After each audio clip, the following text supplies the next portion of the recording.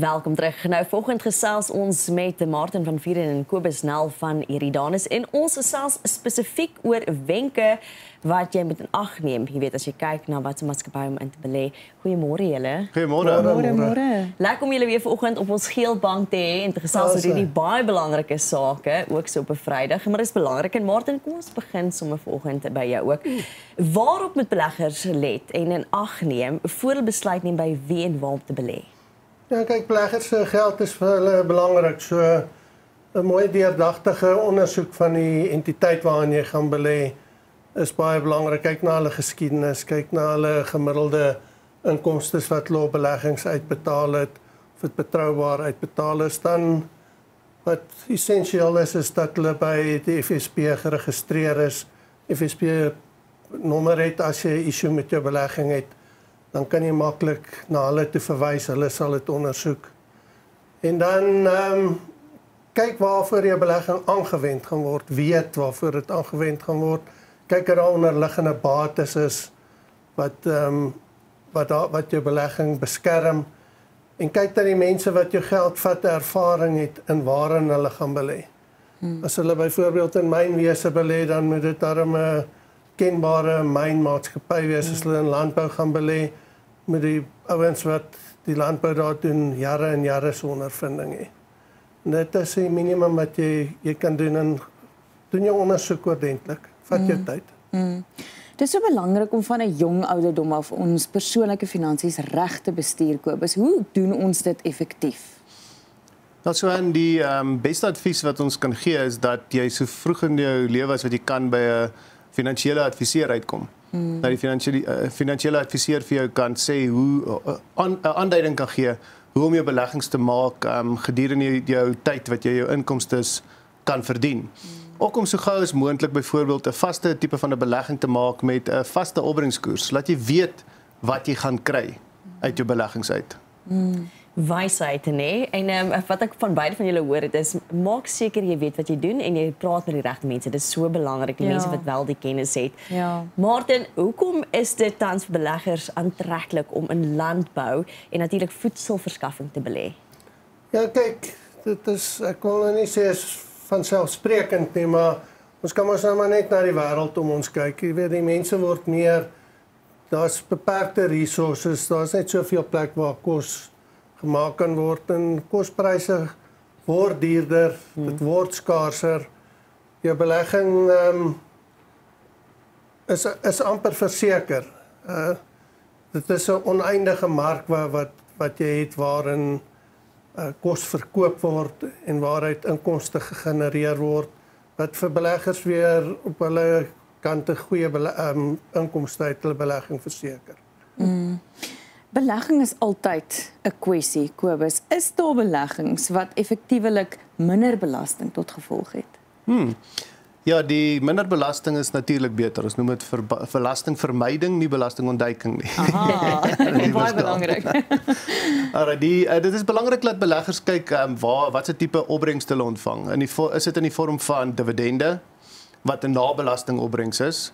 Is die vorm van rente wat 'n voorbelastingopbrengs is in die vorm van inkomstegroei, is die vorm van kapitaalgroei, elkeen met sy eie unieke belasting nagevolge.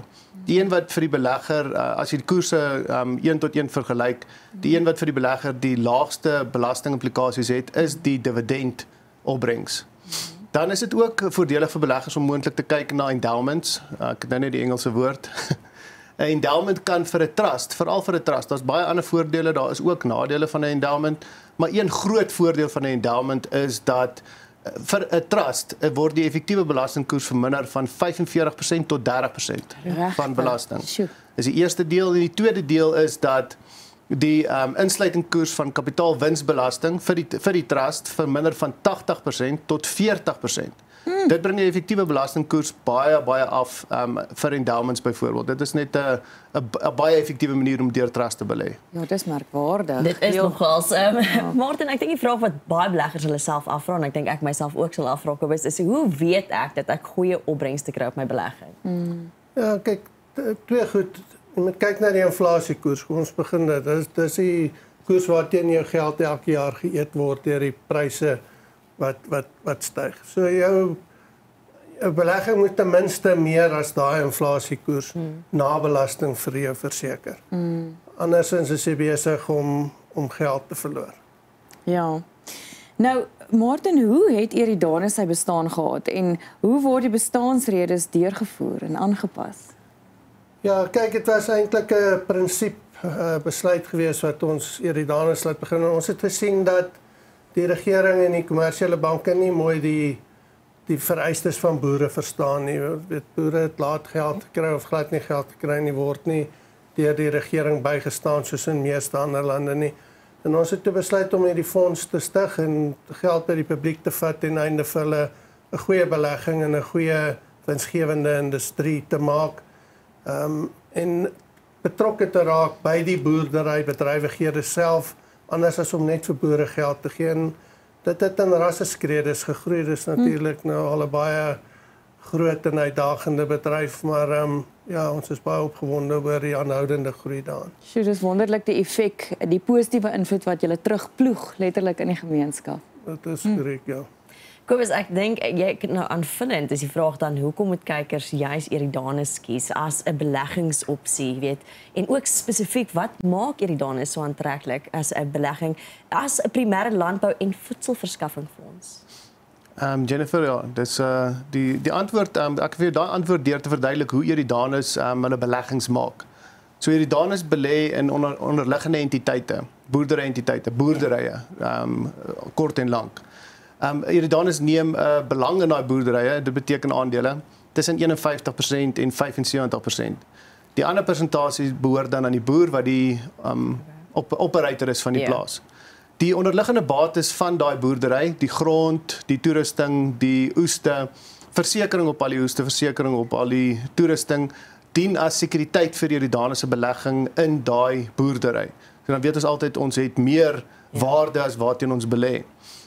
Een voorbeeld wat ons op die oomblik doen is ons Eridanus belê tans in 'n besproeiingsplaas op die Oranje rivier. Nou dit is net 'n voorbeeld wat ons nou tans nou mee besig is. Ja. So daardie besproeiingsplaas net vir hierdie doeleindes, ons Eridanus se onderliggende entiteit waar ons 'n 75% belang het, koop daardie plaas van omtrent so 35 miljoen rand. En dan die plaas is gewaardeer teen 80 miljoen rand. So ons het klaar redelike ekwiteit wat ons vir die aandeelhouers gebou het. En dan as ook die boer wat daar geboer het, boer nog steeds daar. Ons boer ook al 3 jaar daar wat ons eers die plaas gehuur het om seker te maak alles is reg, maar dis nou net een voorbeeld. Ja. Net om 'n bietjie te verduidelik. En deur in Eridanus te belê, kan jy byvoorbeeld deelneem aan sulke geleenthede. Nie elke ou het 35 miljoen rand om die plaas te gaan koop nie. Maar deurdat ons die beleggers van Eridanus kan saamgroepeer, het ons dan 35 miljoen rand om die plaas in te belê. So kan gewone beleggers deelneem aan groot geleenthede waar daar in die landbou is. Joh, dis ongelooflik. Martin, Eridanus is 'n uniek gevestigde voedselverskaffingsfonds. Hoe sou jy beleggers wat tipies hul beleggingsgeld in Eridanus belê beskryf? Ja, dit is oor die algemeen bogemiddelde inkomste groepe wat in ons belê, wat 'n eenvoudige beleggingsmodel wil hê. Hulle wil verstaan waaroor die belegging gaan, hulle wil tasbare bates hê wat hulle kan sien. Hulle wil direkte kontak hê met die persone wat hulle belegging hanteer en ja, natuurlik wil 'n baie goeie inkomste daaruit verdien. Uit die belegging wat hulle maak.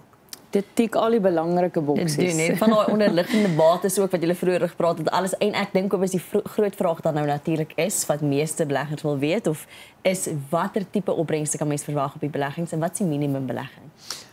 Jennifer, die opbrengsglewe tans is vir beleggings onder dit range tussen 10,5% na belasting tot 12,5%. Ek gaan dit nou nie in detail breakdown nie. Dan hierdie opbrengskoerse is vas vir 'n periode van 5 jaar en dan die minimumbelegging is R100 000 en die onttrekkingsperiode enige tyd gedurende die 5 jaar is 4 maande kennisgewing. So dit is baie belangrik om dit te vergelyk met 'n rente-inkomste. So ons Eridanus se opbrengskoerse is 10,5 tot 12,5% na belasting. So dit beteken die belegger kry dit na belasting. Ook as dit as die belegging gemaak word deur 'n maatskappy, is dit 20% nog hoër wat die belegger kry want dan hoef ons die dividend withholding tax te betaal nie. As jy vergelyk met rente-inkomste, is die rente-inkomste tussen 19 en 23%. As jy nou appels met appels vergelyk. En dan ons is ook bewus dat die ekwiteitsmarkte, die aandelemarkte, die laaste 6 maande redelik goed gegroei het. Ja. So die mense het redelike groei in hulle portefeuilles gekry en as gevolg van daai groei moet die beleggers eendag tyd dit uitcash en byvoorbeeld sit in 'n belegging wat dan 'n vaste koers kan gee. Jy moet nie dink 'n ding wat groei gaan vir ewig groei nie. Ja. As hy gegroei het met jy uitcash, as hy geval het met jy inkoop. Dit is hoe dit werk. Ja, dit is belangrik. Kobus en Martin, baie dankie vir julle tyd vanoggend. Dat julle 'n bietjie van julle wyshede met ons gedeel het en ook die opsies wat jy weet toekomstige beleggers dalk het vir ons kan deel en dat ons ook net weet, jy weet waaroor Eridanus is, waarvoor hulle staan. Regtig baie dankie vir julle tyd vanoggend. Nee, baie Dankie, Jennifer. Dit is natuurlik Kobus en Martin van Eridanus. Nou indien jy enige vrae het, is jy welkom enige tyd jou vrae te stuur. Stuur gerus 'n e-pos na info@eridanus.co.za.